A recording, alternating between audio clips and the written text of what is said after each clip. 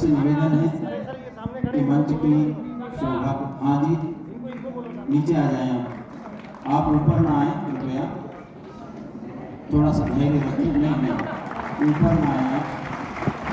ओम स्वस्ति न इंद्रो वृद्धश्रवा स्वस्ति न पूषा विश्ववेदाः स्वस्ति नस्तार्क्ष्यो अरिष्टनेमिः स्वस्ति नो बृहस्पतिर्दधातु। ओम स्वस्ति ओम स्वस्ति ओम स्वस्ति। ये रुद्राक्ष का वृक्ष स्वामी जी और अन्य मान्य अतिथिगण मुख्य अतिथि जी को समर्पित कर रहे हैं। बहुत सुंदर, बहुत अच्छा। अब मैं निवेदन करता हूं, इस संपूर्ण कार्यक्रम के अध्यक्षता कर रहे हैं पूज्य स्वामी चिदानंद जी महाराज, जो योग को पूरे दुनिया में विश्व संस्कृति को फैला रहे हैं, विश्व भारतीय संस्कृति को। मैं पूज्य स्वामी जी से निवेदन करता हूं कि आप अपना वक्तव्य हमारे समक्ष रखें। पूज्य स्वामी चिदानंद सरस्वती।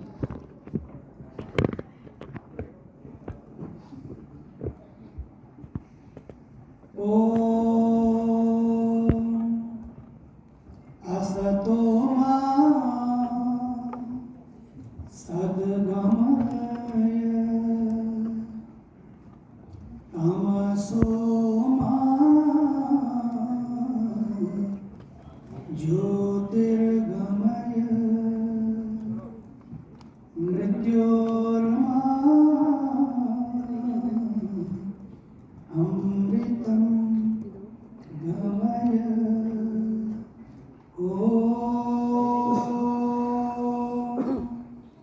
शांति शांति शांति।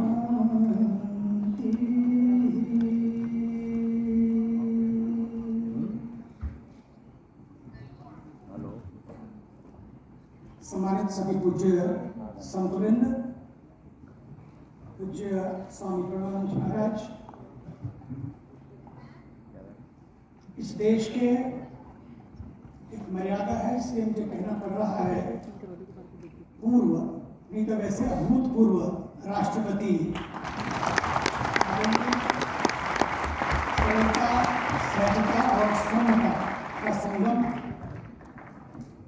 आदरणीय श्री रामनाथ कोविंद जी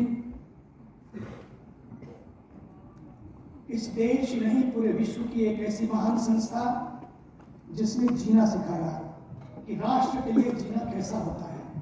इदं राष्ट्राय स्वाहा इदं नमः, जो मंत्र हर घर में, हर घट में, हर मन पे और हर मंच से अब गुंजित हो, उस दिशा में ले जाने का प्रयास किया राष्ट्रीय स्वयंसेवक संघ, और उन्हीं के ही उसी संस्था के, क्योंकि जिन्होंने कभी पदों की बात नहीं सोची, प्रतिष्ठा की बात नहीं सोची, कद की बात नहीं सोची, बल्कि निष्ठा के साथ सदैव लगे रहे, ऐसे आदरणीय संत श्री रामनाथ जी,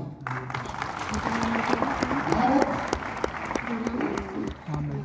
के विधि आयोग के अध्यक्ष। क्योंकि आज विधि इतनी महत्वपूर्ण होती जा रही है और थी, अब की विधि से लेकर अब की विधि तक, जिनका बहुत महत्वपूर्ण योगदान और एक अनुष्ठान की तरह कार्य आगे बढ़ने वाला है, ऐसे हमारे देश के विधि आयोग के चेयरमैन आदरणीय श्री जस्टिस ऋतुराज अवस्थी जी। जिन्होंने आपको सुना, आदरणीय श्री वेद टंडन जी, अंतरराष्ट्रीय रामलीला के अध्यक्ष, और बहुत बड़े विद्वान हैं, वे भी आज मंच पर हैं, और आप सब बहुत सारे विद्वान जो मंच के समक्ष हैं, मातृशक्ति, मेरी प्यारी बहनों और भाइयों, मुझे बड़ी प्रसन्नता है कहते हुए कि मुझे याद है कि उत्तर प्रदेश में जब सबसे बड़ा पूरे विश्व का आकर्षण और विश्व के लिए एक चिंतन का विषय, जिसमें Harvard, Stanford and many other universities are even researching today what small city and 250 million people. हमारे आदरणीय भारत के यशस्वी ऊर्जावान प्रधानमंत्री जी का संकल्प और आदरणीय श्री योगी जी का प्रसाद, उसका दर्शन किया और उस कुंभ पर्व पर आदरणीय महामहिम राष्ट्रपति समय 2019 में आदरणीय श्री रामनाथ कोविंद जी पधारे और उनका उद्बोधन संगम के तट पर संगम का दर्शन कराने का उद्बोधन यहीं पर दिल्ली में ही आदरणीय पूज्य बापू की कथा थी और उस पर उनका उद्बोधन राष्ट्र को दिशा देने वाला। उसके बाद फिर पुनः उसी कुंभ मेला में और उस कुंभ मेला से लेकर फिर योग मेले तक, योग महाकुंभ तक उनको पधारना था, जहाँ 100 देशों के लोग परमार्थ ऋषिकेश में, लेकिन वे उस समय न आकर फिर उन्हें आकर उसके बाद क्योंकि कोविड का काल हो गया, वहां पर आकर जब आरती की, पूरे विश्व ने उस आरती का दर्शन किया कि इस देश का मार्गदर्शन कैसा हो, क्योंकि भारत बदल रहा है, भारत में इसमें संस्कारी सरकार है और किस तरह से उसका दर्शन मिले उसका उनके जीवन से दर्शन हुआ। लेकिन आज पुनः मैं कहना चाहता हूं कि 8 और 9 अप्रैल को जब ये कार्यक्रम होना था, उन्हें प्रार्थना की गई कि विश्व वेद विज्ञान का दर्शन पूरे विश्व को हो।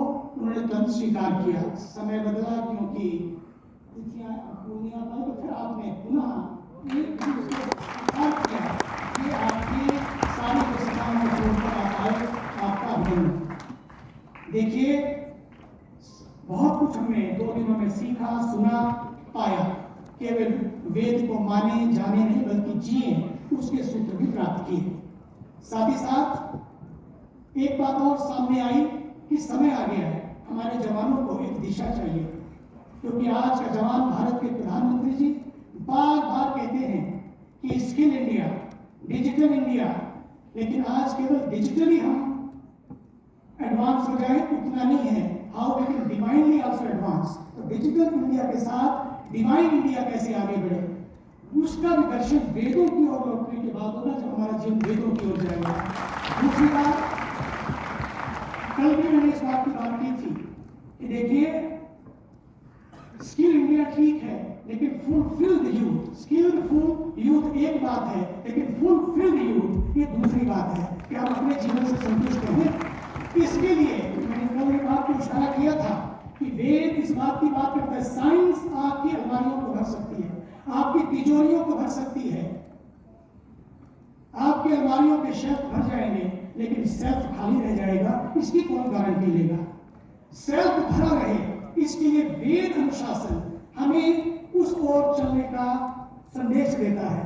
इंटरनेट का युग आज पूरे विश्व को जोड़ रहा है, लेकिन लोग पूरे युग से तो जुड़ रहे हैं, लेकिन खुद से टूट रहे हैं। इसलिए सुसाइड, इसलिए निराशा, इसलिए 10 जो टॉप मेडिसिन है अमेरिका में, आज अगर आप मैं नाम लेना चाहूं तो देर हो जाएगी, आज वो हैं जिसको आप देखकर लिस्ट सुनकर आप दंग रह जाएंगे कि हो क्या रहा है संसार में। सब कुछ सेट है, लेकिन लोग अपसेट हैं। क्यों? आज हमारा यूथ प्रोग्रेसिव हो, लेकिन इतना अग्रेसिव ना हो जाए कि खुद को ही भूल जाए। वो 5 और 6 फिगर में कमाए, लेकिन उसके साथ अपनी फिगर को ना खो दे, इसका भी उसे ध्यान रखना है।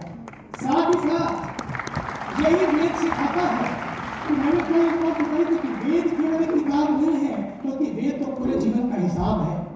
सारे डूज और डोंट्स कैसे हम अपने जीवन में लाएं। आपको नियम मिल सकते हैं सरकारों से, पुलिस नियम बना सकती है, लेकिन लाइफ में एक रूल्स एंड रेगुलेशन बन सकते हैं, लेकिन लाइफ में रेवोल्यूशन लाना हो उसके लिए वेद चाहिए, उसके लिए वेद चाहिए।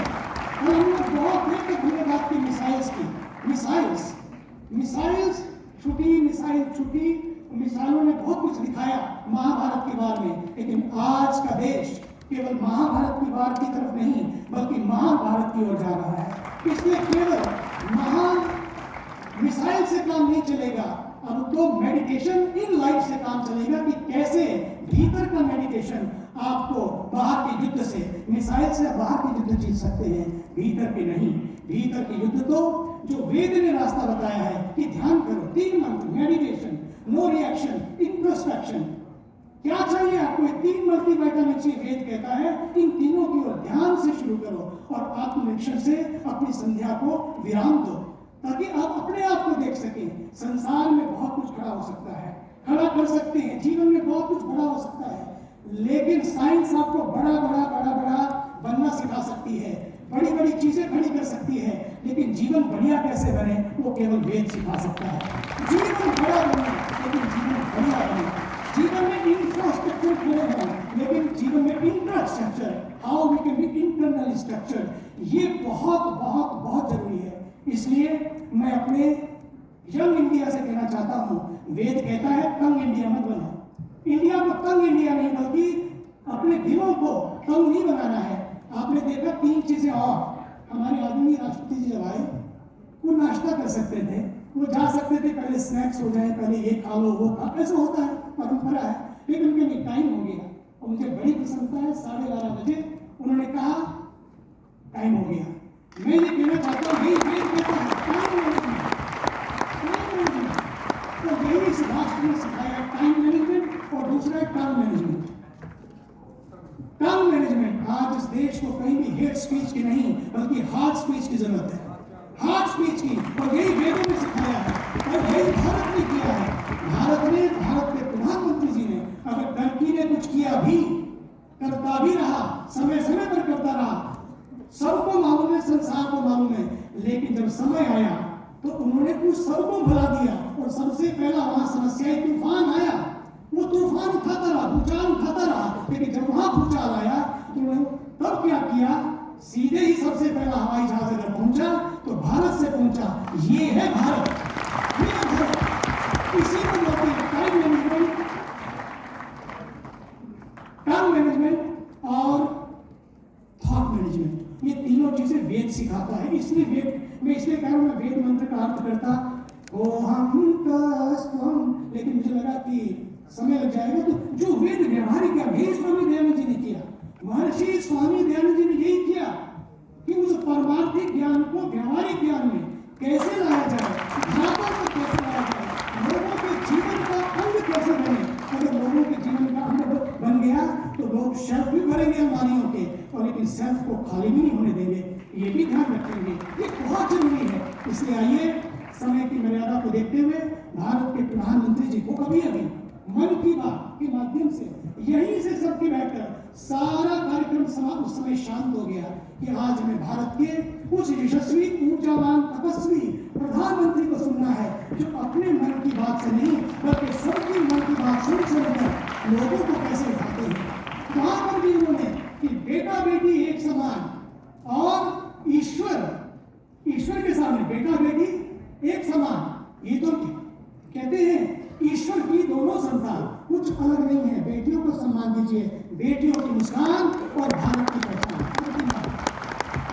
अंतिम बात आज कही मेरे मन में आ रही है, भारत के प्रधानमंत्री वो हैं जो कोई लोग सुन नहीं पाते वो सुन लेते हैं, जो लोग पढ़ नहीं पाते वो पढ़ लेते हैं, जहां लोग पहुंच नहीं पाते वो पहुंच पाते हैं। मीटिंग कितनी बड़ी हो लेकिन उसमें से क्या लेना है, कैसे विश्व को पहुंचा देना है, ये मन की बात क्या है, सोचिए तो सही। कमाल कर दिया, किसी ने नहीं किया आज तक। इसलिए अंतिम बात के रूप में ये कहना चाहूंगा कि जब भारत के प्रधानमंत्री जी पहली बार यूनाइटेड नेशंस में गए और उन्होंने वहां पर योग का परचम लहरा दिया, आज पूरा विश्व योग में हो गया। दूसरी बार आइडिया दिया तो मिलेट का दिया, इंटरनेशनल मिलेट ईयर हो गया। अब सोचिए तो सही, मोटा अनाज गाँव, गरीबों की थाली, कोई पूछता नहीं था, जवाब बाजरे थे, गरीबों की थाली आज ग्लोबल थाली बन गई, गरीबों की थाली आज ग्लोबल थाली बन गई, ताकि लोग समझें कि इन सब चीजों को लेकर हम कैसे स्वस्थ रह सकते हैं। और यही तो वेद है, वेद में यही सब कुछ है। अपनी ओर लौटो, प्रकृति की ओर लौटो, स्व की ओर लौटो, और जब अपनी ओर लौटोगे, अपनी संस्कृति की ओर लौटोगे, अपने मूल और मूल्यों की ओर लौटोगे, इसका मतलब आप वेदों की ओर लौट रहे हैं। इसलिए स्वामी दयानंद जी ने वेदों के उस भाष्य को इस तरह से किया ताकि सब समझ सके, सब जान सके। इसके लिए जब कल बात आई थी तो मुझे एक बड़ा आश्चर्य, विकिपीडिया एक आदमी ने खड़ा कर दिया, उसकी यात्रा की बात मैं नहीं करूंगा, लेकिन मैंने कहा विकिपीडिया तो है, लेकिन आज समय की मांग है, विकिपीडिया नहीं वो चले, लेकिन आज वैदिक पीडिया होना चाहिए हमारे हाथ में, जिसमें सारे विद्वान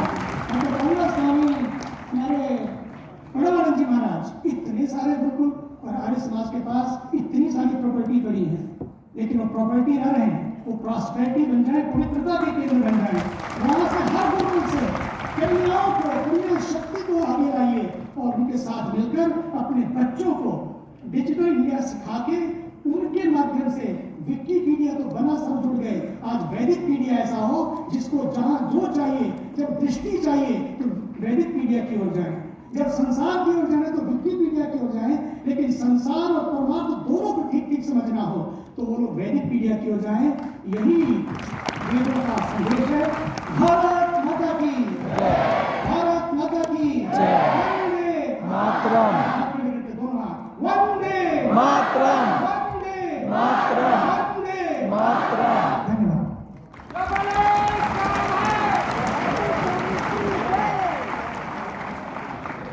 कार्यक्रम के संपूर्ण कार्यक्रम के अध्यक्ष पूज्य स्वामी चिदानंद जी ने बहुत ही ओजस्वी सारगर्भित वक्तव्य हमारे समक्ष प्रस्तुत किया।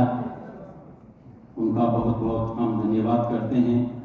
इस कार्यक्रम के विशिष्ट अतिथि बहुत ही स्वाशालीनता की प्रतिमूर्ति और पूरा भारत जिनसे परिचित हैं, माननीय श्री रामलाल जी यहाँ पर विद्यमान हैं।